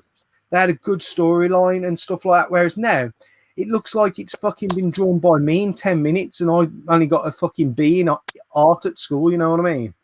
I definitely think we've gone back. You know, I don't know I don't even know where it comes from. Why all of a sudden shit drawing cartoons has become acceptable? I do think that, you know, the whole concept of, you know, we'll get a cartoon that will sell the toy line going, I think that had just been done so much before that people went away from that concept because the concept was flooding the market. They couldn't really launch any new things. I think the last thing that really launched was Power Rangers. Yeah, that really had like the toy line bringing in the big bucks. And I think a bit later you had because it definitely like cut off anything that could have been I good think for Power Rangers- Skeleton Warriors or Mummies Alive, stuff like that would have otherwise been bigger, I think. I think you're right. I think Power Rangers was the last like fucking big one I can think of as well. I mean, whether that's to do with my age and I just turned away from it, but I said I think when I had Aaron on the stream, I remember my mum and dad having such a ball ache to get me those 6 original Power Rangers. Same with when the last time I remember it being like that is when the Turtles line came out and getting all 4 Turtles and Shredder and Splinter. I remember my mum and dad like driving around every Toys R Us in a 30-40 mile radius to try and get that one that was available. And they'd ring up the store saying, have you got any Michelangelos in and stuff? Like, you know, it was a real thing. Whereas, you know, I think it was the turn of the millennium, maybe. It all seemed to change. That's for sure of my thinking as well. I would say as well, I don't think there's as many kids that watch cartoons either these days. I think they've got so many more outlets. They can be on their tablet. They can be playing Minecraft. They can be watching someone on YouTube play Minecraft, watching gameplays and stuff like that. You know, they've got more choice. We had 4 channels, 5 channels exactly. if we were lucky. You know, cartoons were for after schools and Saturday mornings if you were lucky. Yeah. I don't know if that was the same in Belgium where it was like, but you know, we didn't get cable TV in my house till the 90s, mid to late 90s. I got cable TV, and that was purely for watching wrestling. I think I got it in the early 90s, and I think that's when I discovered the Turtles then on Sky One back in the day. I remember a show called on the cable channel called Cable Cat, who used to host it, and they would have cartoons and shit like that. Samurai Pizza Cats was one that I remembered. Yeah. That was my first ever seen Samurai Pizza Cats. Was on. It was so fucking badly done as well. I don't even know who the presenter was. That's how memorable it is. And there was some poor guy who had to be in the studio in a fucking big cat suit, the Cable Cat. Fuck you know. If anyone remembers, it was so bad, it was good. Yeah, it was. Yeah, Ed, I think that the turn of the century, sort of thing. Maybe everything seemed to change a little. Yeah, even like in movies as well, it seemed to be like a very terrible time for movies. And like now they're starting to get appreciated, but there's a lot of movies that came out in the early 2000s that were like, when it came out, it was like, oh, this is cool. But then there was like 10 years of everybody just regretting saying that. Yeah. I think it's the same thing with people, just that turn of the millennium, people wanted something new, wanted to step away from everything. And I think it affected. We were going to get the turn of the millennium and get the future, like fucking Blade or something like that. And it fucking didn't. Like you say, there was a certain lull in a lot of movies. What I will say is now Netflix is about. I think Netflix are doing well to shake it up with some of their productions for sure. They're putting the pressure on Hollywood. That's what I think. Yeah. With some of their okay, question for all. We'll answer this one. I like this one. Retro Bear. We'll go to Ian first. Best cartoon ever. Oh, that's a toughie. Oh. And I'll throw in an extra because it can be a different one. Best cartoon theme ever. Probably my favorite was Mask, I think. Where did Dana go? Dane didn't like my answer. He's buggered off. Oh, don't worry, it's my nightly fuck up. My nightly fuck up where I hit the mouse. Don't worry about it. What was your answer? Was it fucking Gem? Mask, mate. Mask. That's a good answer. Time. Is that theme tune as well? Theme tune as well? Yeah, definitely. Okay, I like that. As soon as that started, fucking buzzing every time. Okay, what's your opinion, Ed? Best cartoon and best theme, so it can be 2 separate. Oh man, like the theme to DuckTales. Yes, that's a good call, man. Theme to DuckTales. And favorite cartoon. I don't know. like G.I. Joe. I really like that cartoon. Nice. Right, my favourite cartoon, I'm going to go for He-Man, because I fucking loved He-Man back in the day. And Skeletor now, going back and watching as an adult, is fucking brilliant and hilarious. Skeletor is fucking hell. One of my favourite pages to follow on Facebook is Grumpy Skeletor as well, man. If you don't follow Grumpy Skeletor, brilliant. I'm going to put in an honourable mention for theme tune, because I like Raccoons Run With Us. I like that, but it's not really a theme tune. It's a pop song that they use as a tune sort of thing. So I'm not going to have that. But I'm going to go for Jace and the Wheeled Warriors as my favourite tune. I was literally just going to say that. Jace and the Wheeled Warriors. So yeah, my favourite cartoon would be He-Man Masters of the Universe. And theme would be Jace and the Wheeled Warriors. But the 80s and the early 90s, what a time for, like a kid's cartoon. You were buzzing from listening to the theme, no matter how crap that cartoon was about to be in front of you. You was like pumped up, man, because Mask's theme had just come on. Or you say DuckTales was a cool series as well, and I'm not a Disney fan, but if I was to watch a cartoon series, it would either be that or Gummy Bears, if you remember Gummy Bears. As well. And like Darkwing Duck and Tailspin, yes, all that stuff, amazing. Rescue Rangers. Yeah, fucking. I told a story when I don't know if it was when Aaron was on or it was when someone else and they were talking about the Darkwing Duck NES game. I had a teacher at school, Miss Dunworth Warby, who insisted on us referring to her as Miss DW, and I used to just keep singing the dark. She used to throw me out of the class for calling her either Darkwing Duck or singing the Darkwing Duck theme tune, because I'm like, you're the fucking stupid, arrogant idiot who insists on calling you Miss DW. Like what the fuck? Someone's asked, does anyone remember Bonkers? I was a little bit old for when Bonkers came out. That was someone's mentioned fucking Heathcliff. I remember that. Denver the Last Dinosaur was a good tune as well. Denver, yeah. Denver, oh, man. Last Dinosaur. Fucking hell. What a stupid fucking idea for a cartoon though as well. And he was rocking out with his guitar on like the thing. Oh, my missus has sent me a note, right? And this is true. Right, I'll show you this now. Don't forget, you love the Get Along Gang. I used to love the Get Along Gang. Get along, gang, get along. See, this is my thing. I love cartoon themes. In fact, the ones, when you go out on like holiday and you go to like a clubbing area and they try and get you in the bars. This one girl came up to me, one PR girl. She goes, what music you into? I said, what do you play in there? She goes, well, what you into? I went, cartoon thieves, and she just fucking walked off. it was an honest and drunk answer. But I used to love Get Along Gang. So did you guys also watch like action series? Because like the thing I have kept on watching every time it comes back in reruns, and I definitely watched this as early as I can remember, is the A-Team. Oh, the A-Team, yeah. See, in the UK, you used to have Saturday mornings and Sunday mornings with cartoons. Saturday mid-afternoon. Yeah. Sunday mid-afternoon going into tea time, you'd have Little House on the Prairie, The Waltons, Lost in Space, Land of the Giants, A-Team, Night Rider. Those sort of like programs that were a little bit more mature, but you could did you eventually also get like Xena and Warrior Princess and Young Hercules? Watch that religiously, man. I didn't like Hercules, but I liked Xena for some reason, and I imagine it was because I was into my mid to late teens by then. I think everybody liked Xena. Yeah, but yeah, I remember that. But it's funny that like that's how like. It's not like that anymore. TV used to be like a set routine, didn't it?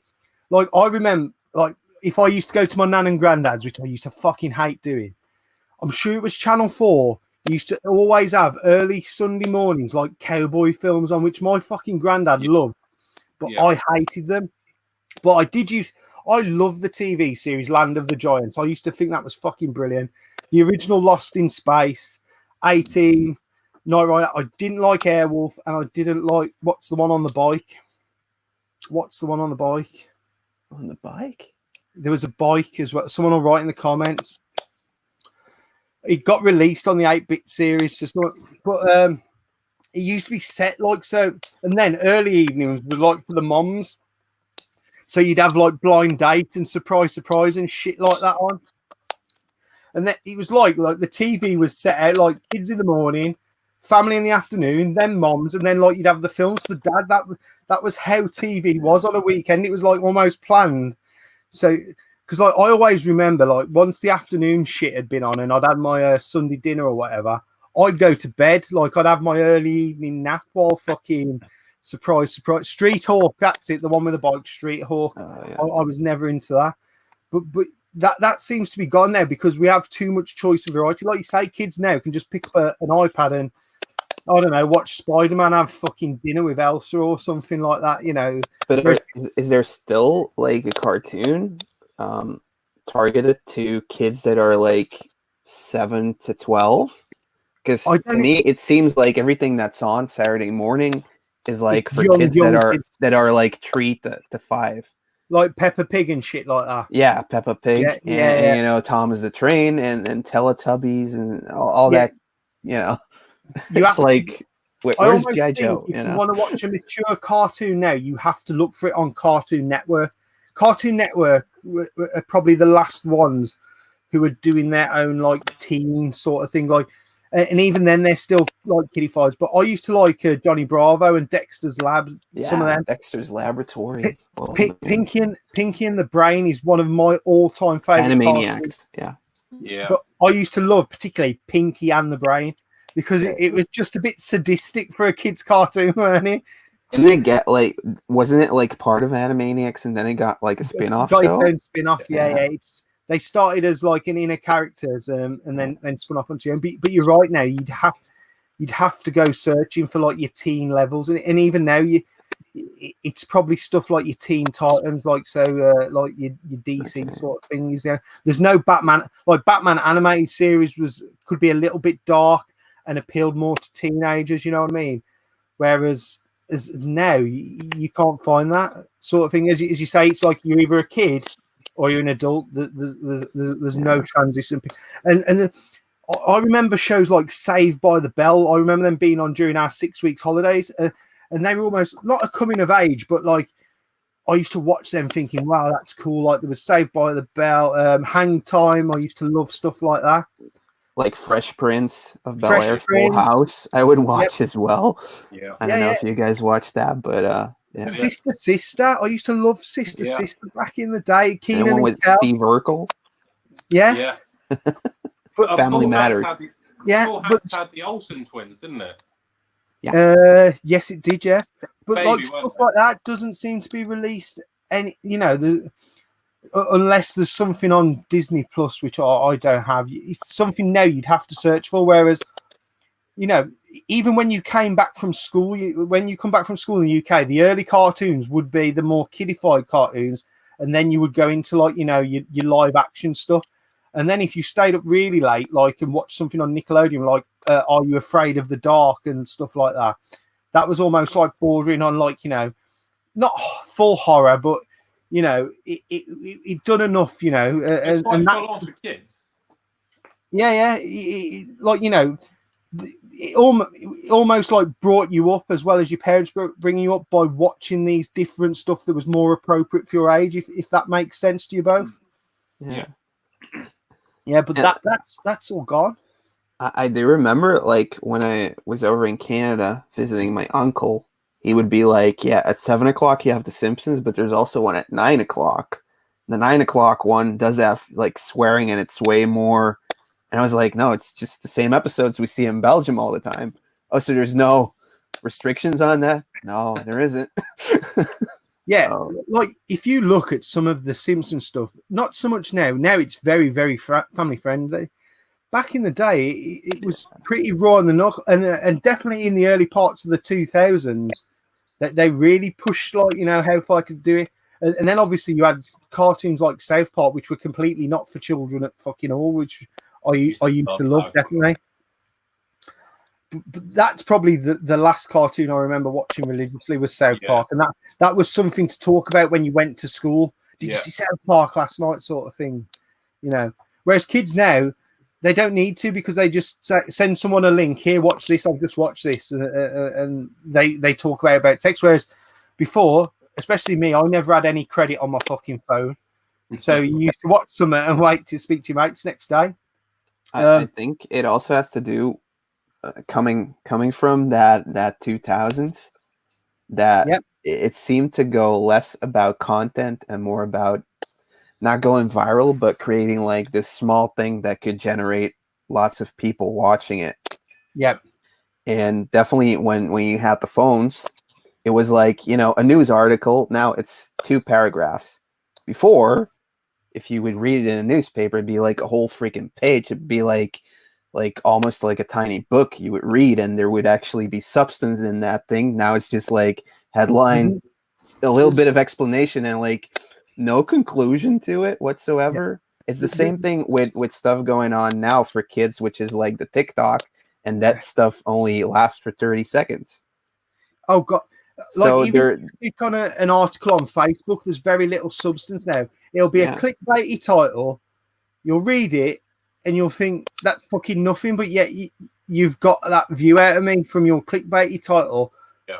Because I've been reading a lot about, like, there's been a bit of backlash about that, The Last Dance, the NBA thing, like people's opinions. And I'm like, yeah, but he fucking said that on the show. I watched the fucking show. I already knew that. But you've somehow twisted it round to make me want to click and think there's something else. I've got one more question for us both, you two, to cover. Just your YouTube journey. You know, what made you get into YouTube? Who inspired you, and what your plans are with your channel. So, Ian, first, tell us your background, sort of thing, and your journey, maybe. Yeah, I suppose I started watching YouTube videos originally because a lot of my friends are older than me, and not one of them was into gaming or anything gaming related at all. And I think one day I just stumbled across, I think it was Pete Dorr, the American guy. Yeah, I've heard him mentioned, yeah. One of his videos. So I clicked on it and started watching, and I could not believe the amount of games he had, all the cool stuff I had as a kid, and he was talking about it, and yeah, and that was it. And then I kind of started looking for other stuff, and then I found Mr. Tootie UK. Oh, groomed by Tootie. Another one. Yeah, and I think Tootie was my first subscriber when I did eventually make videos, and yeah, since become friends with him, and that's half the reason I sort of got into it, really, because I started talking to a few people, and they said, well, get behind the camera, do a video yourself. And I was like, no, fuck that. There's no way in hell I'm ever going to do that. But, obviously, eventually I did. And it got easier every time. And you get talking to people with the same interests. And you realize that there's more people out there that are as geeky as you are. And, yeah, you find more and more things to collect. You find more people to talk to that have got, all the same interests as you have. And, yeah, I was kind of hooked straight away, really, watching people's pickup videos, people's room tours. I've got to say, I'm not as big a fan as I used to be of the big American channels. I think some of them are a little bit over the top for me. I think a lot of them act up to the camera and aren't quite themselves as much.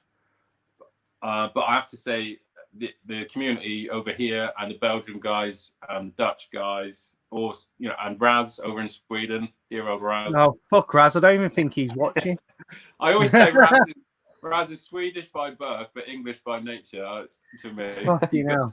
Such a good sense of humor. I love Raz, but yeah, I mean, and it's just, for me, is exactly what I needed, really. Just an awesome community to be a part of, and I think that's half the reason I felt the need to do a video, really, because I'm in contact with pretty much everybody that I've made friends with through YouTube, either on Instagram or Facebook, or just texting or whatever it happens to be. Perhaps that's that's maybe a slight reason that I haven't made a video or felt the need to make a video recently, because I'm still getting shit from Tootie. He's still calling me a fat cunt regularly, and fucking hell, he's one to talk himself. Fucking he must live in the halls of illusions, I'm telling you. But yeah, I mean, I love YouTube, I really do, and I after tonight, I think it will really give me a kick up the backside to start making videos again and start talking to more people like I used to, I suppose. Brilliant. So that means you're going to have a video in the next 2 weeks then. Actually, X-File, I'm not sure if he's watching tonight, because I forgot to message him. I normally message him. But X-Files, you still owe me a fucking video, you bastard. And I said X-File, not X-Files. So Ed, tell us your journey, because obviously, like you started out into gaming, but who inspired you? What made you want to do a channel sort of thing? Well, in order to collect video games, I turned to YouTube to search for which games should I be buying, and I ended up finding, AVGN, which was like, these are the worst games ever. I ended up buying those, and eventually from that point on, I found Pat the NES Punk. Really liked the flea market videos. Brilliant. And I love still like Pat's flea market videos to this day, to be fair. Some of his other content is hit and miss, but yeah, definitely his flea market stuff's brilliant. I totally agree there. Yeah, I mean, like the reviews he did, it's from like a different time in YouTube. It's not really done anymore, which is kind of sad as well. But some of those videos are already 10 years old. The FGN stuff is like 20 years old by now almost, because at first it was just like stuff he would put on a VHS and pass around at university. So then from Pat the NES Punk on, I found like the big banner they did everything on. Was it like Retro Wire or something like that? And they had a show called The Video Game Years. On that, I found Game Chasers, and I really like Game Chasers. Found the NES Pursuit and some other things like that. At the same time, I was watching Comic Book Men and Toy Hunter on TV. Yes, Toy Hunter was brilliant. That's where I got like the beginnings of the toy knowledge from. And then it was like I wanted to do like a show like Game Chasers. I really loved that.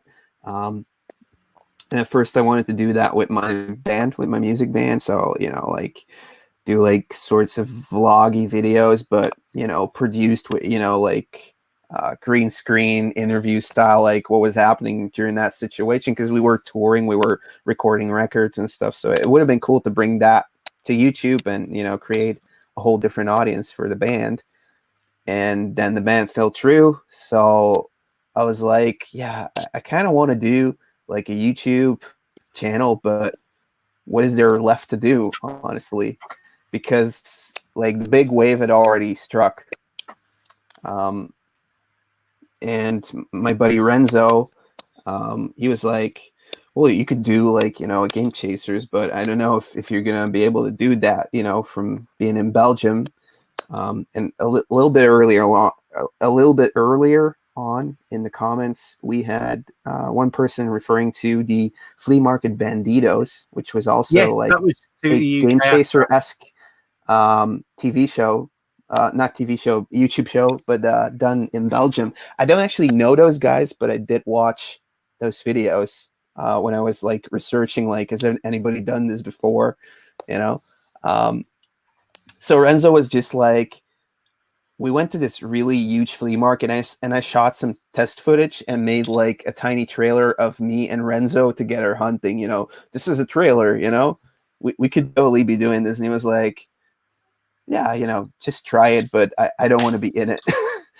So it was like, you can try, but it kind of came off as like a dare you to, just give it a try, and I'll help you out whenever.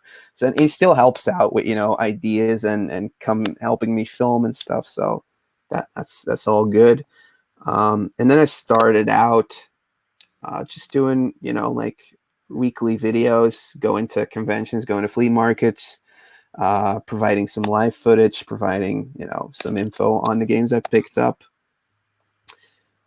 And yeah, I've just been, testing what I can do, because for me, it's more of being creative with the video instead of just a pickup video or just like a vlog type thing. I've always been interested more in trying to make something DIY-ish look like a TV show, or try to be. And with your job, you're big into social media anyway, so it almost comes hand in hand that you want to challenge yourself creatively. That's cool. I mean, I know I'm known for bashing like some of the big American channels, but my hat's off to like people like Pat the NES Punk and Video Games Nerd. They were the pioneers, man, and they deserve all the success that they've got. What it doesn't piss me off, but it does annoy me, is is everyone seems to think they can start up now and be those people without trying, if you know what I mean. Those guys did lots and lots of, they'd done the grind in the early days of YouTube when no one was watching YouTube. When no one was getting paid for it as well. Yeah, that's what I mean, and my hat's off to the guys like that, they paved the way. It just seems like everyone seems to think now they can put up a channel and, within 6 weeks that they'll be the next angry video game nerd, Pat the Nez, Metal Jesus, or whoever. Any of them, but, what I mean? Like, the thing is, some do. Like, there's this guy, I think he was called Hip Hop Head, and now he's just his own name. It's like Alex Hefner, and what he does is he reacts to metal music for the first time, being a hip hop enthusiast. And his channel blew up. I think he's like up in like 240,000 subs within 2 years of him just going, this is the first time I've listened to Guns N' Roses. No way this is the first time you've heard Guns N' Roses. No freaking way. Like, okay, this is the first time I'm listening to Slipknot. Okay, I can kind of get that, but don't come at me with the first time I'm listening to In the End by Linkin Park, Yeah. Or Papa Roach doing like Cut My Life into Pieces. Seriously, on which planet did you live? Exactly. But he puts out like a video every day or every 2 days, 10 minutes long, so he can get enough ads in there, and it just works. And YouTube keeps pushing that, and like every year, YouTube changes the algorithm, and every channel has to adapt, and you have to add it to channels like Pat and Angry Video Game Nerd that they can keep on top of that, without fading away into obscurity, because that's kind of what happened to Game Chasers. They couldn't like really deliver 3 videos a week. I think the thing is with Game Chasers is there's only so many times you can keep doing what they're doing and buying and finding stuff without either having to plant stuff and become fake and not true to yourself. I think they kind of run its course with what they were doing. You know what I mean? They almost not burnt themselves out, but they certainly run their own course. As I say, with that guy who you said who's become viral, it's because it's a new and unique idea. I'm thinking of like someone who's coming to try and do the exact same thing as Pat, Game Chasers, Angry Video Game Nerd. If you're trying to start that now and be as big as them, you're never going to succeed. You're always going to be in their shadow, and that will be that's my opinion. And also, it's nice to be inspired by someone, but don't try and copy them. Or always be true to yourself and who you are. I used to like Alpha Omega Sin. Is he still going? Is he? But he put up a couple videos when the remastered version of Final Fantasy VII came out, but right. I think now he's like back again. He was another guy. He seemed to be sort of on the cusp of getting really big at the time, and he was doing reaction videos to stuff, and that's when I unsubscribed from him because it was so over the top and so. I don't know. It just came across as false to me, and that's what I mean by the American channels, by just being too much. I don't think you would get a Brit or a Dutch guy or a guy from Belgium doing that. And I'm not. Maybe Sweden. Raz'd do it. Raz'd do it now. Yeah, I'm not slagging off all the Americans. Don't get me wrong, but it seems to be more of an American thing than a European thing. Maybe I don't know. I think that probably stems from like the whole MTV generation or like the cable, in America, it's been able to make your own TV show without YouTube for many years with like the cable network things and stuff like that. Whereas certainly in England and Belgium, you wouldn't make a fucking TV show to get aired out your garage or something like that. Whereas that's almost been part of American culture and a pipe dream for probably the past 30 years, maybe. Yeah, sure. Yeah. But like, over here on Discovery Channel, but there's like this, what is it, Salvage Hunters with like Drew Pritchard or something, and he's from England, but it's like a TV show on Discovery Channel. He goes out like hunting for antiques and he sells that, and it's been going for like 10 or 12 seasons already. So See, I think like Toy Hunter could still be going now. It's a shame that series isn't going anymore. That I really hoped that would become a thing, and then it would almost be like a four-step to a very similar sort of gaming channel. You know, like from the footsteps of that, a gaming sort of hunter could have become. Maybe that could have been where the Game Chasers probably should have fucking looked to target and move away from YouTube and like say, look, you know, we've got the Toy Hunter doing this, we can do this, rather than producing their own DVDs. Take it to someone who could have maybe. But then once it becomes a show like that, then they move away from originality. And then they'd probably be like Storage War, where they have to plant something, otherwise no one's going to watch a show where you don't find shit, if you know what I mean. Yeah.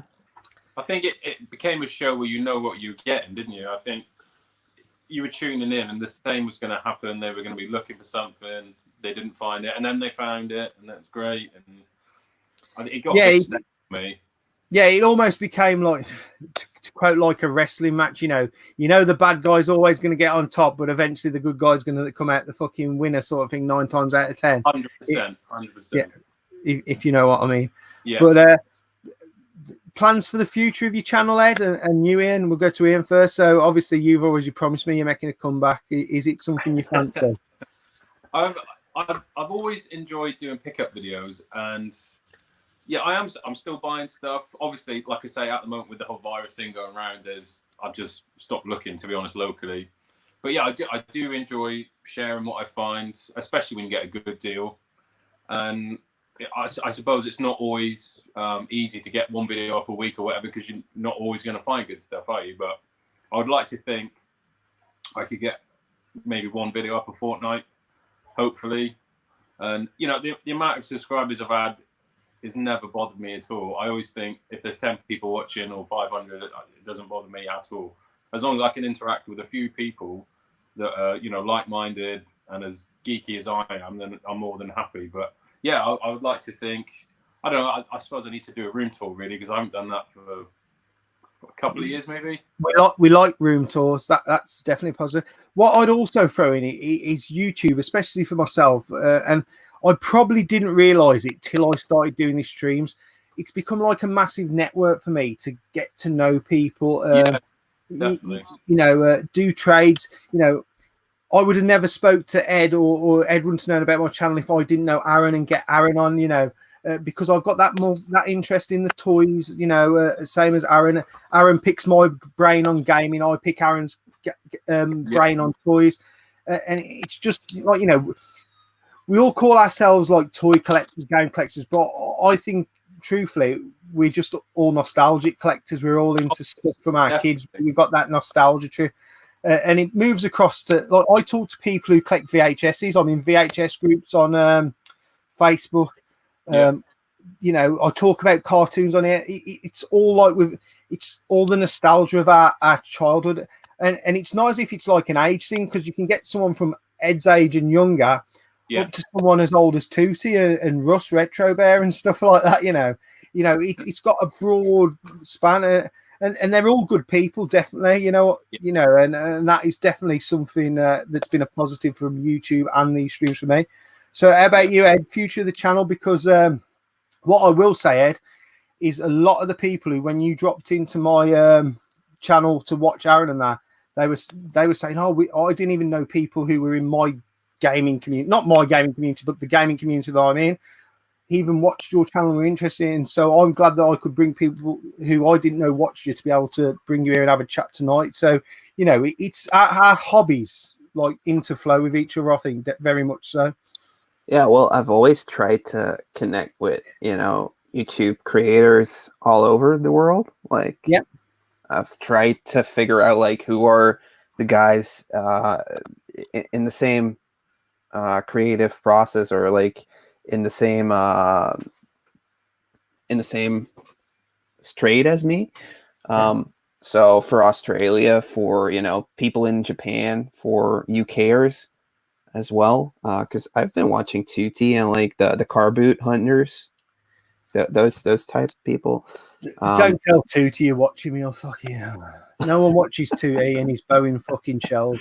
I don't know if it was him, but there was one thing so funny about one of the videos.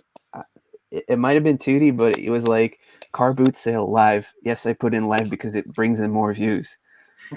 I doubt that was Stu. Or I don't know who it was, but it was one of like the bigger car boot goers maybe there. Kevin Wolford. Do you know Kevin Wolford? He does live car boots. Well, he records car boots. But this was like 4 years ago or something. Kev's a top lad. Yeah, Kev is a good guy, man. Yeah. But anyway, plans for the was so future of your funny. channel, Ed. What's the future? You know, your channel's grown quite well. How long have you been going on YouTube, man? You've got a good following, and you're a popular guy because I've seen you involved in multiple streams and stuff like that. Ed's videos are brilliant. I'll say it because Ed's too modest to say it, but I really like Ed's videos. Yeah. Okay, top notch. thank you. I've been doing it for, I think now 2.5 years, something like that. And I've been really getting, I got like one video that it didn't go viral, but it did go over 100,000 views.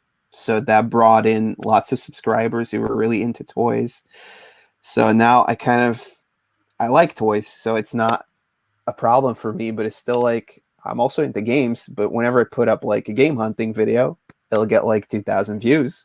When I put up a toy hunting video, it'll get like 4,000 or 6,000 views, which is kind of odd. Then I also have Behind the Collector, which is kind of like a show where I go over to another collector and I do the room tour for them, because not everybody is on YouTube, but there's some toy rooms and game rooms out there that just need to be seen, you know. I'm going to cut in there because Tutti UK has a famous saying. He says some of the best collectors and collections you will never have seen on YouTube, and that is true. I was at the Milton Keynes Games Fair, and then the next day I did the NEC in Birmingham Toy Fair, and the same guy was at them both. And when he came to the second one, he'd videoed his games room because he was telling me about it. He said, "I don't know you," and his collection, he got mint full set Jaguar, mint 32X box set. And this guy doesn't do YouTube. In his room, you're just looking around and you're like thinking, wow. And that's not shared with us because he doesn't do YouTube. So that what you're doing is brilliant, Ed, to be honest. Yeah. So, I mean, Behind the Collector, we have, I think, 6 or 8 collection rooms already lined up that we're going to shoot once the lockdown is really safe to go out and film that. Apart from that, I still do live hunting and like a monthly pickup show that's called Pickup Leftovers. I saw that nice haul you got the other day. You posted it on Instagram. That person's complete toy collection you got. Yeah. I've not watched the video yet, but I've also not looked at the Instagram pictures because I don't want to spoil what's in the video, if you know what I mean. Yeah. So, but I saw a little snippet and I thought, wow, that's the sort of stuff I love. When I bought my last big toy lot, well, it was my first real big one. I drive a Nissan Qashqai, so it's a sizable car. And literally it was full, you know, couldn't see out the side.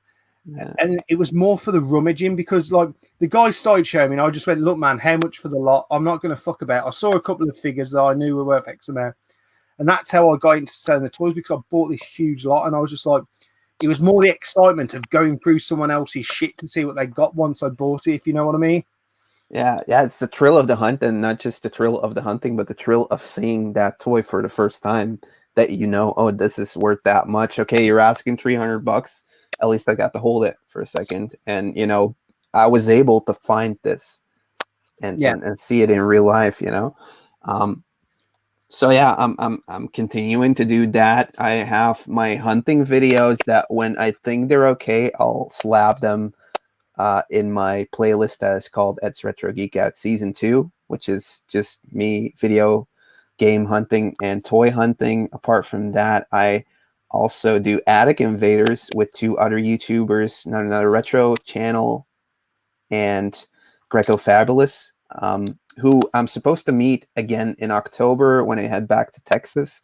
Hopefully we can film some more videos out there. We were going to do like a follow-up video, but there's one addict over here in Belgium that I still have to go film at to have it, you know, come together the whole episode.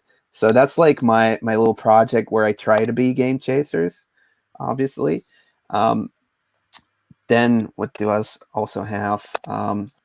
Got Behind the Collector, and now I started doing toy history, which at first I was doing like parts of my collection, but I started introducing like what's the history of the toy line, what are the unproduced toys, and then I did launch last Saturday like Toy History Part 1. It's about unproduced toys, and people seem to like it. The algorithm seems to be picking it up, so I've shot a follow-up on that, and I think I'm going to do all sorts of history videos on toys that were never made, toys that were made but recalled, and just stuff I want to know and learn about and share it with you guys, you know? So that's something that should be fun. I do put out weekly content, and I try to do 2 videos each week. So it's like from a marketeer standpoint, it's like you have to create a content planning and do all that stuff, and your creativity is going to come from you not having enough time. So that's something I'm really into, and obviously from being in punk rock bands ever since I was 15, it's all DIY. So I do everything myself or with the help from friends that don't really know how to operate a camera, but they damn as hell try their best. Yeah.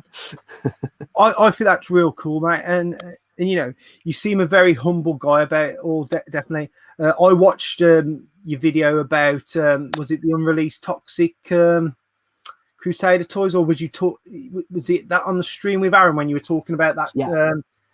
Is it like a dinosaur dragon It's a Tyrannosaurus, but yeah. It came out of some oil kegs. That's what it's based on. So it was unreleased, or is a prototype out there because it's in one of the Playmates catalogs, and some guy over in Sweden, Technodrome Toys, he made that. Like it looks pretty darn good. I asked him, like, you know, it's $200. Can you send me over like some footage of the toy actually being there, you know? And he did, and I was like, okay, I'm gonna go for this. So I'm getting one of those. And it'll be cool because that toy line, it was just one wave. It's 10 figures and 4 vehicles. So that is pretty doable for a collector like me. And having that one special toy that never came out should be cool to add to that collection. Yeah. And what I will say, it's brilliant that, like, you know, you didn't just search on Wikipedia for some information about this toy. You went straight to the guy who knew about it, who was reproducing it. And to me, that's proper research. You know, it's not... You know, obviously Wikipedia and Google is a great toy to use for research, but you actually reached out to the person who knew was making it to find out as much as you can, and then produce a video on that sort of thing, which I think is really good. And it's not lazy research, if you know what I mean. That's for sure. What's the question? I would suggest you don't flood your channel with history of unreleased. Keep them sparse and keep the viewers keen. Toppers work, but folks run out of gas quickly. Yeah, so watch juice. He's like drip feed them, that sort. You know, like the good juicy content, like drip feed it them. If you know what I mean. Yeah, but I've had that happen with the Behind the Collectors. They went from 160,000 views down to like 18,000.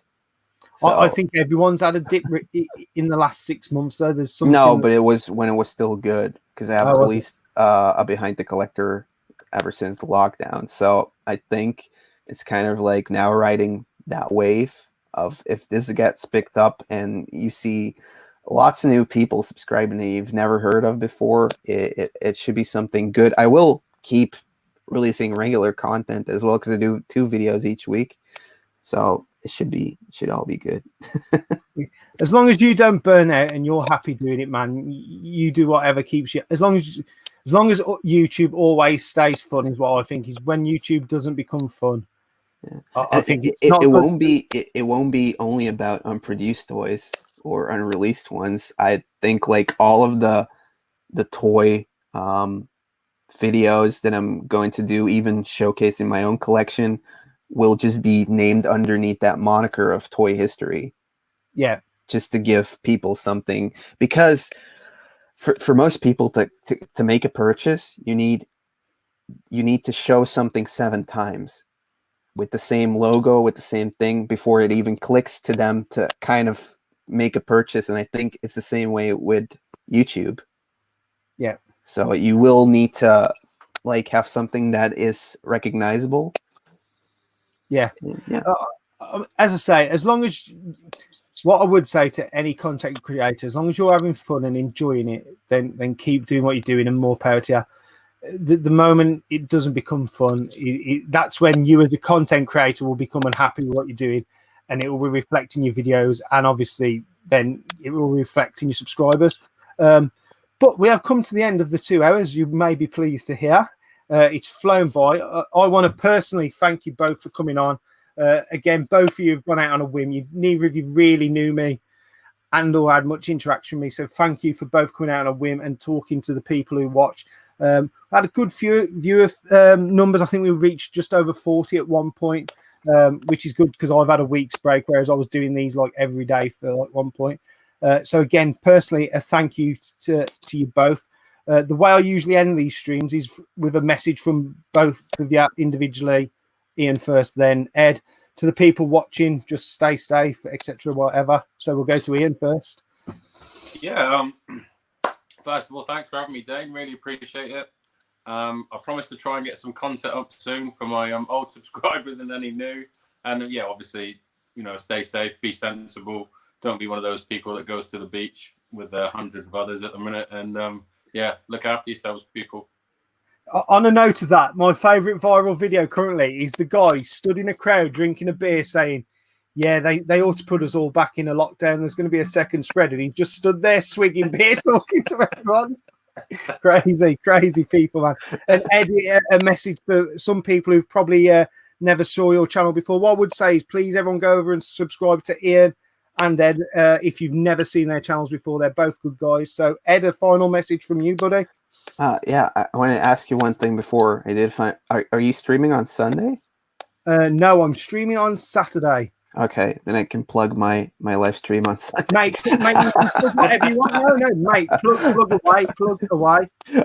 So yeah, I want to thank everybody in the live chat, and I want to bang. I don't want to bang. I want to thank you, Ian and Dana, for having me. It was a fun chat. I really enjoyed it. So yeah, it's fun connecting to all the UK collectors because they're a lot closer than the American ones, and I hope to actually come over to the UK somewhere this year. Hopefully, still we had been looking, me and Renzo, to take like the train and come over to like the gaming convention in London or something like that, or maybe the Doncaster one. Come to the NEC at Birmingham. That's the biggest one, I've been told. NEC Birmingham. Aaron will be the one who can fill you in about that. Aaron's okay, cool. Well, we're still checking it out, but we want to come over. I mean, it's so freaking close. We should probably do it. And I want to plug my live stream because this Sunday, me, Narc, and Greco are having another live stream, Live from the Attic, which is like just our Live from the Attic, Attic Invaders type of show we do every week. And this time we have a special guest on who you might know. He's called Pixel Dan, so it's going to be a really cool one. Join in on the live chat, and every Q&A question in there we will probably answer. So if you're up for that, I think it's 8:15 in the evening UK time. Yeah, yeah. Thanks again for having me. Channel, Ed? Is that it's on Greco Fabulous's channel? Yeah. Okay, right. What I'll do is I'll put that in the description to this video for people to be able to find that as well. Okay, so thank you so much. That's 8:15 UK time here, so that should fit in well with finishing the TMB's podcast that usually starts at 7. So everyone can watch plenty of content then. So again, I just want to thank you both. I'm going to drop you both backstage. It's been a pleasure. I hope you've enjoyed. Are you on Thatcher's Haze now? Have you finished all the bud? I have, mate. Fair play. Thank you both, guys. I'll just drop you backstage while I find out. Cheers. Right, thank you everybody for watching. I hope that's been a good return for you all. I hope you've enjoyed the guests. They're two great guys. They've done me a stellar job. As I say, I've reached out to them both. They've both come onto my channel first time. We've not really known me, and it's just been brilliant. They're both nice guys, both knowledgeable. Please check out the channels. I'll be putting the link for Ed's live stream for Sunday in the description, so you can go over and find that. It sounds like they're going to be talking games as well as toys. I'm going to be back tomorrow. Is it Saturday tomorrow? I've fucking lost track of the days. I've got 2 new guests as well for everyone tomorrow, so please tune in. Remember, this stream, often impersonated, but never duplicated. There's only one live from lockdown. Take it easy, folks.